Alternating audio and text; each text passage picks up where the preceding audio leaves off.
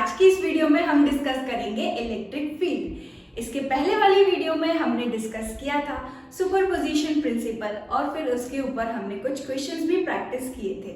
I hope आप वो questions जो है बार बार प्रैक्टिस करते रहेंगे, रेगुलरली कॉन्सेप्ट को रिवाइज करते रहेंगे और जितने भी हमारे अब तक टॉपिक्स हो चुके हैं उसके एक्स्ट्रा क्वेश्चंस जो है मैंने ब्लॉग पे डाले हुए हैं, जिसकी लिंक आपको डिस्क्रिप्शन बॉक्स में मिल जाएगी, तो वहां से भी आप क्वेश्चंस जो है वो प्रैक्टिस करते रहिए। तो स्टार्ट करते हैं आज का टॉपिक जो कि है इलेक्ट्रिक फील्ड।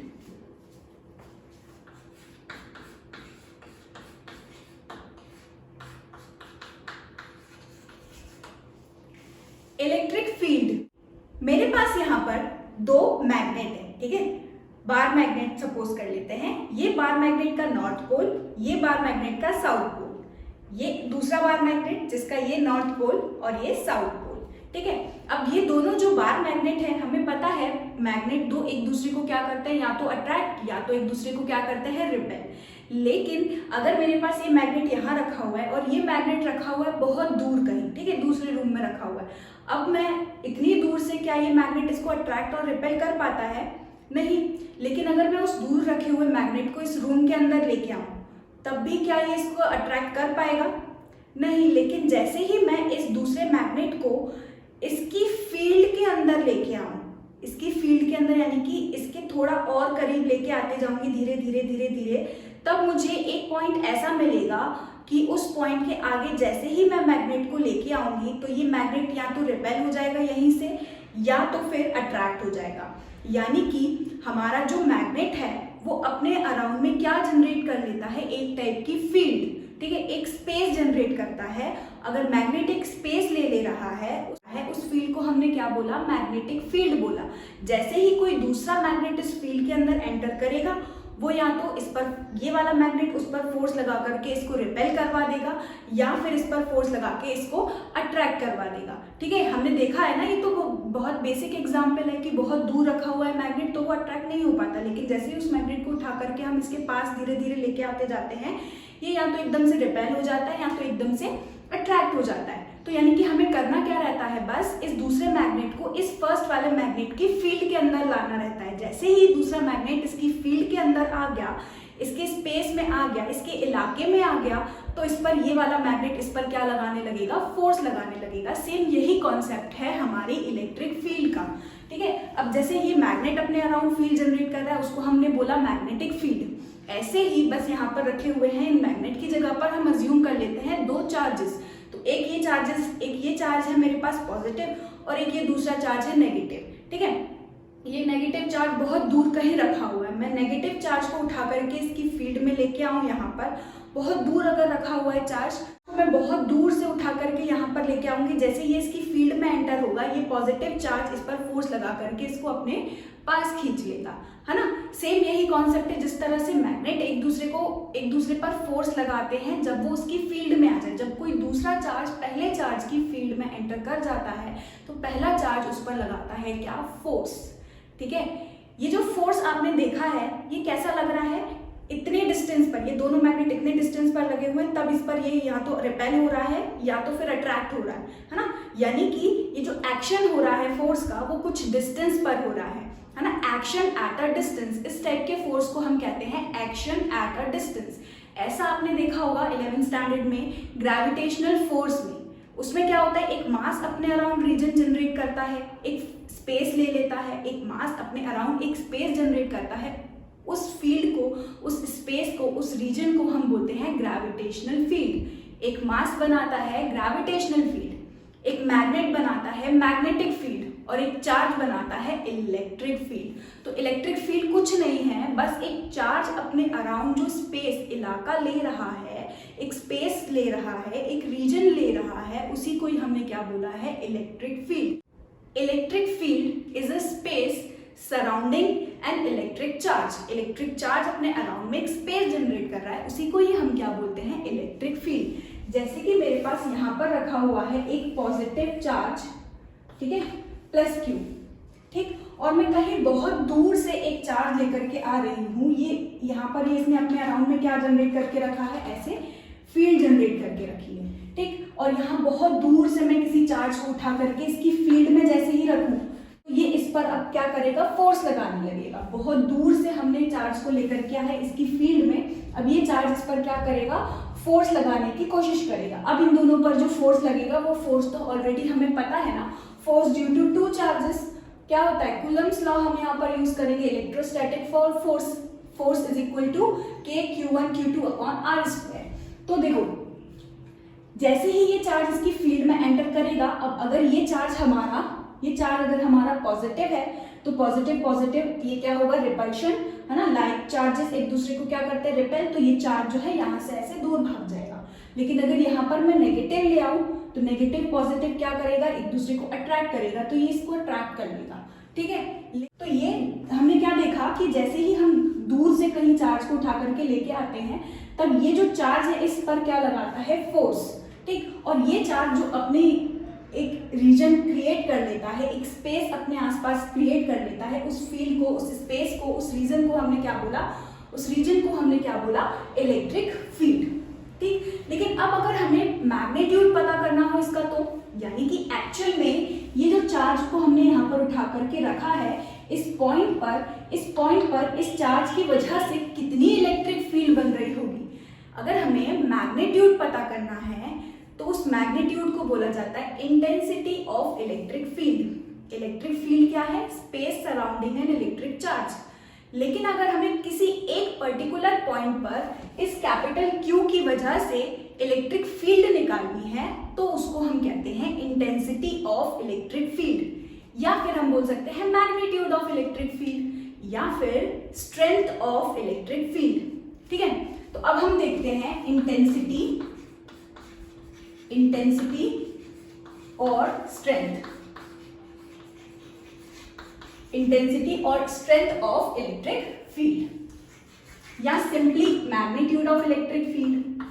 ठीक है, तो देखो ये रही हमारी इलेक्ट्रिक फील्ड। स्ट्रेंथ को हम कैसे डिफाइन कर सकते हैं, देखो जैसे ही हम इस चार्ज को उठा करके यहाँ पर लेके आ रहे हैं, इसके लिए हमें क्या लेना रहता है, इंटेंसिटी को डिफाइन करने के लिए हमें क्या चाहिए, सिर्फ एक चार्ज की जरूरत पड़ रही है। देखो यहाँ पर ये एक चार्ज, ये चार्ज के अराउंड हमें इस पॉइंट पर पता करना हो, यहाँ पता करना हो, यहाँ पता करना हो, यहाँ पता करना हो इलेक्ट्रिक फील्ड, तो जिस पॉइंट पर हमें इस चार्ज की वजह से इलेक्ट्रिक फील्ड पता करना है उस पॉइंट पर हम लेके आते हैं छोटे से चार्ज को। उस छोटे से चार्ज को बोला जाता है टेस्ट चार्ज। ठीक है, किसी चार्ज की वजह से किसी एक पॉइंट पर हमें इलेक्ट्रिक फील्ड पता करना हो या स्ट्रेंथ ऑफ इलेक्ट्रिक फील्ड पता करना हो तो उस पॉइंट पर हम लेके आते हैं बहुत छोटे से चार्ज को। उस चार्ज को हम नाम देते हैं टेस्ट चार्ज। ठीक है, जैसे मुझे इस पॉइंट पर अगर इलेक्ट्रिक फील्ड पता करनी है तो मैं यहाँ पर लेके आऊंगी एक चार्ज, ऐसा चार्ज जिसका मैग्नीट्यूड हमारे सोर्स चार्ज से कैसा हो, बहुत बहुत छोटा हो। ठीक है, वो चार्ज जिसके लिए हमें इलेक्ट्रिक फील्ड डिफाइन करनी है या स्ट्रेंथ पता करनी है, उसका मैग्नीट्यूड पता करना है किसी एक पॉइंट पर, उस चार्ज को हम बोलते हैं सोर्स चार्ज। ठीक है, उस चार्ज को हम बोलते हैं सोर्स चार्ज। और जिस पॉइंट पर हमें इलेक्ट्रिक फील्ड पता करनी है उस पॉइंट पर हम उठा करके लेके आते हैं छोटे से चार्ज को। उस छोटे से चार्ज को हम नाम देते हैं test charge denoted by Q0। ठीक है, ये होता है हमारा test charge.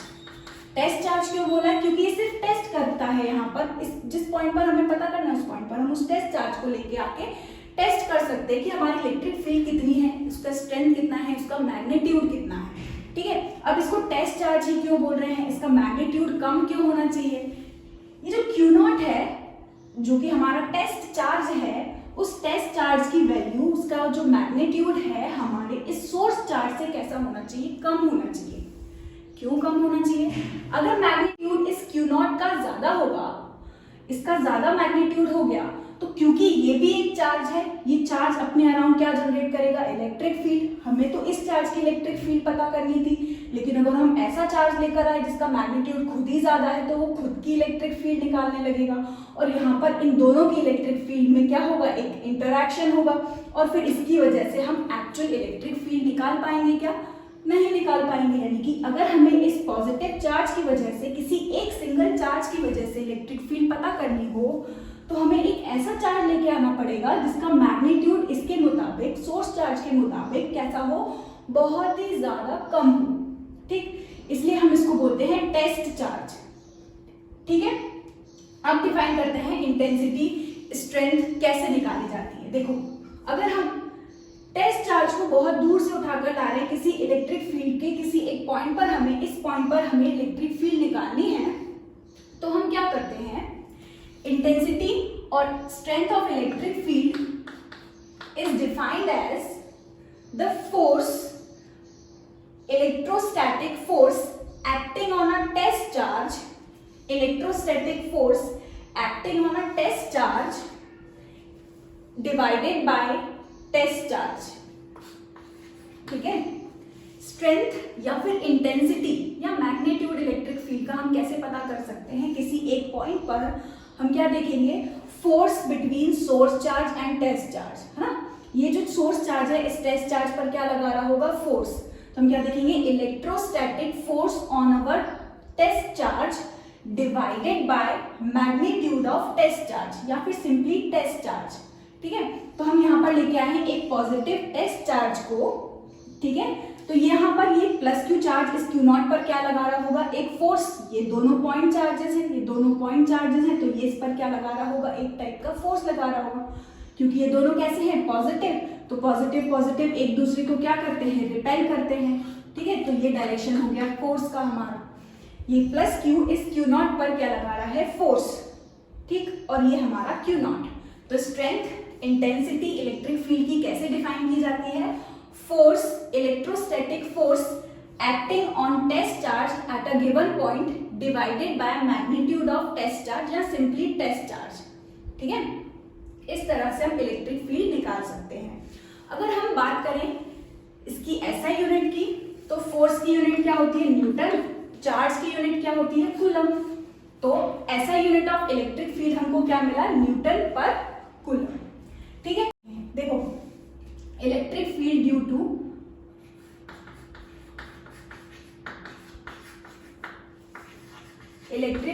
Two point charge.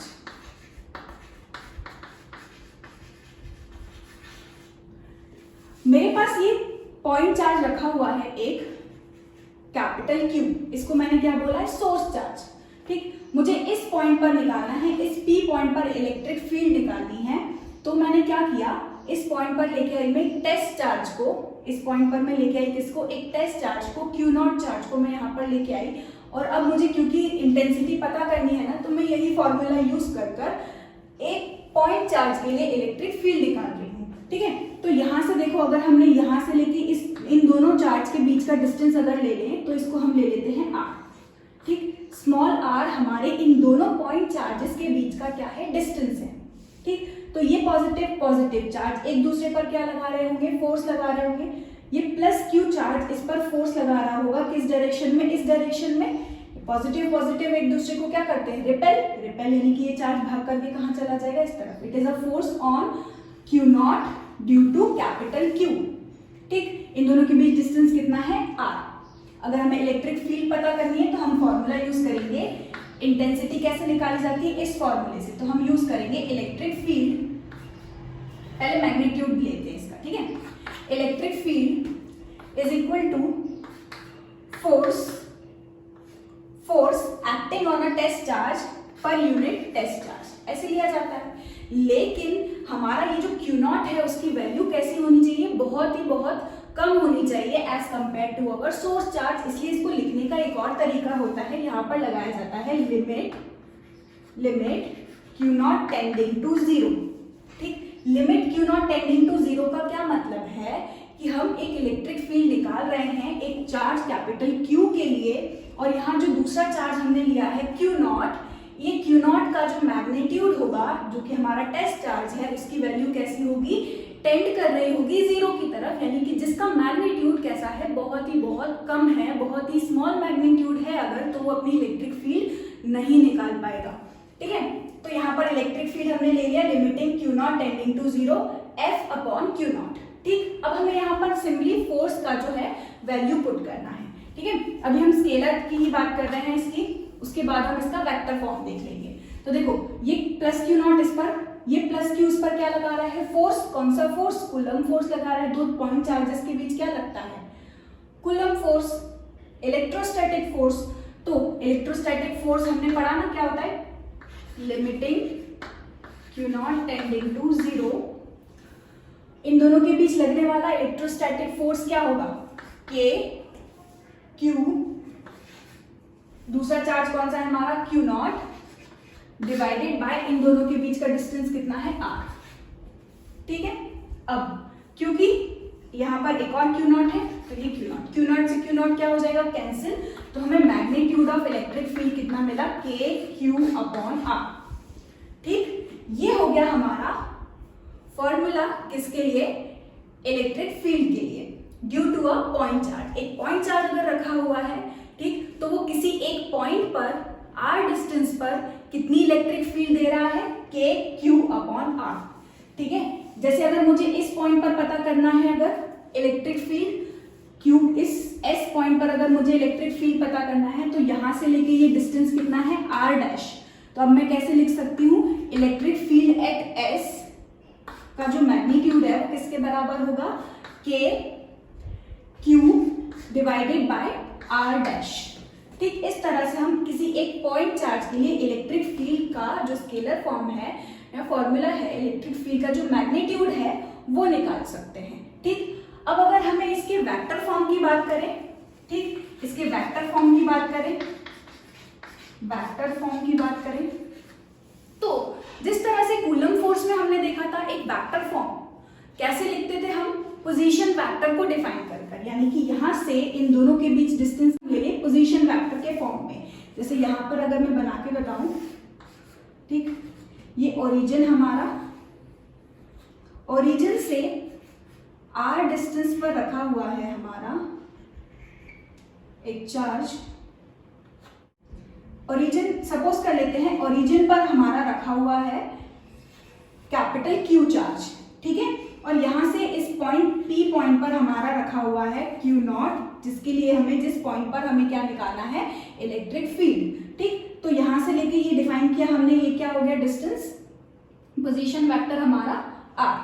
ठीक, तो इसको अगर हमें लिखना हो तो हम कैसे लिखेंगे, वेक्टर फॉर्म में इलेक्ट्रिक फील्ड को कैसे लिखेंगे, इलेक्ट्रिक फील्ड का वेक्टर फॉर्म क्या होगा, मैग्नीट्यूड ऑफ इलेक्ट्रिक फील्ड और इलेक्ट्रिक फील्ड का यूनिट वेक्टर। तो इलेक्ट्रिक फील्ड का यूनिट वेक्टर तो हम यहाँ ले नहीं सकते, इसलिए हम क्या करेंगे, क्योंकि ये r के डायरेक्शन में ही है, देखो ये पॉजिटिव चार्ज, ये भी हमारा क्या है, पॉजिटिव चार्ज, इस पर क्या लगाएगा, फोर्स, यानी कि ये इसका क्या हो जाएगा, डायरेक्शन। ठीक, ये इसका डायरेक्शन हो गया, किसका, force on Q naught due to Q। Force का डायरेक्शन भी यही है, हमारे पोजीशन वेक्टर का डायरेक्शन भी यही है, लेकिन यहाँ पर हमें डायरेक्शन चाहिए किसके लिए, इलेक्ट्रिक फील्ड के लिए। तो अगर हम यहाँ पर देखें, अगर हम यहाँ पर इस फॉर्मूले को देखें, electric field is equal to force divided by Q naught, है ना, यानी कि अगर इलेक्ट्रिक फील्ड को हम देखें तो इलेक्ट्रिक फील्ड एक कैसी क्वांटिटी है, एक वेक्टर क्वांटिटी है। इलेक्ट्रिक फील्ड एक वेक्टर क्वांटिटी है जिसका डायरेक्शन कैसा होगा, फोर्स के डायरेक्शन में होगा। ठीक है, direction of electric field, direction of electric field is in the direction of force. जिस डायरेक्शन में हमारा फोर्स होगा उसी डायरेक्शन में हमारी क्या होगी, इलेक्ट्रिक फील्ड होगी। वो हमको साफ साफ इस फॉर्मूले से समझ में आ रहा है। ठीक है, तो यहाँ पर अगर हम देखें तो ये अगर फोर्स का डायरेक्शन ये है तो हमारी इलेक्ट्रिक फील्ड का डायरेक्शन भी यही होगा। अगर यहाँ ओरिजिन पे कैपिटल Q चार्ज रखा हुआ है तो यहाँ इलेक्ट्रिक फील्ड का डायरेक्शन कैसा होगा, in the direction of force या फिर in the direction of this position vector. ठीक, तो यहाँ पर हम इसकी जगह पर क्या लिख सकते हैं, देखो ऐसा, मैग्नीट्यूड ऑफ इलेक्ट्रिक फील्ड क्या है, K Q upon R, into में यूनिट वेक्टर किसके लिए लिख सकते हैं, हम ऐसे लिख सकते हैं R कैप।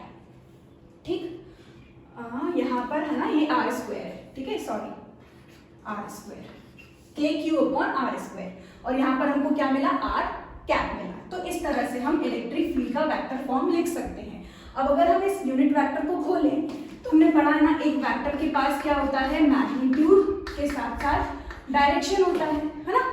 तो यहाँ से R वेक्टर क्या हो जाएगा, R कैप हमको क्या मिलेगा, R vector divided by magnitude of R। इसकी वैल्यू यहाँ पर पुट करेंगे तो हमको क्या मिलेगा, K Q upon R square, R vector divided by magnitude of R, या फिर K Q upon R vector R cube. ठीक है, तो ये हो गया हमारा इलेक्ट्रिक फील्ड। पहले हमने इलेक्ट्रिक फील्ड देखा। इलेक्ट्रिक फील्ड क्या होता है? Space surrounding an electric charge.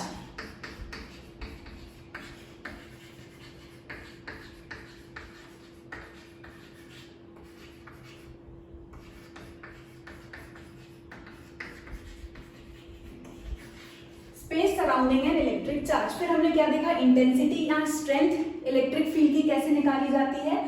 Force experience by test charge divided by test charge. हमें टेस्ट चार्ज को ही लेकर के आना है, एक ऐसे चार्ज को लेके आना है जिसका मैग्नीट्यूड कैसा होगा? बहुत ही कम होगा as compare to the source charge. ठीक, फिर हमने देखा electric field due to a point charge. एक पॉइंट चार्ज की वजह से इलेक्ट्रिक फील्ड कितनी होगी? उसका स्केलर फॉर्म हमने देखा तो हमको क्या मिला? के क्यू अपॉन आर स्क्वायर। ठीक, और इसका वेक्टर फॉर्म हमने देखा तो वेक्टर फॉर्म में हमने क्या देखा कि जो पोजीशन वेक्टर है उसका डायरेक्शन कहाँ है? In the direction of force. और जिस डायरेक्शन में हमारा फोर्स है उसी डायरेक्शन में हमारी कौन होती है? Electric field. ठीक है, तो उससे भी हमको इलेक्ट्रिक फील्ड का एक नया फॉर्मूला मिला जो कि होता है के क्यू अपॉन आर क्यूब और ऊपर are vector.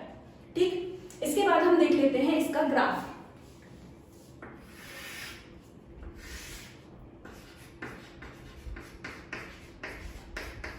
Graph between electric field and R. ठीक है, इलेक्ट्रिक फील्ड को लिया जाता है y एक्सिस पे, इलेक्ट्रिक फील्ड को लिया जाता है y एक्सिस पे। और अगर हम यहां से देखें electric field is equal to K Q upon R square, K Q upon R square. यहां पर हमने देखा कि डिस्टेंस और इलेक्ट्रिक फील्ड के बीच कैसा रिलेशन है?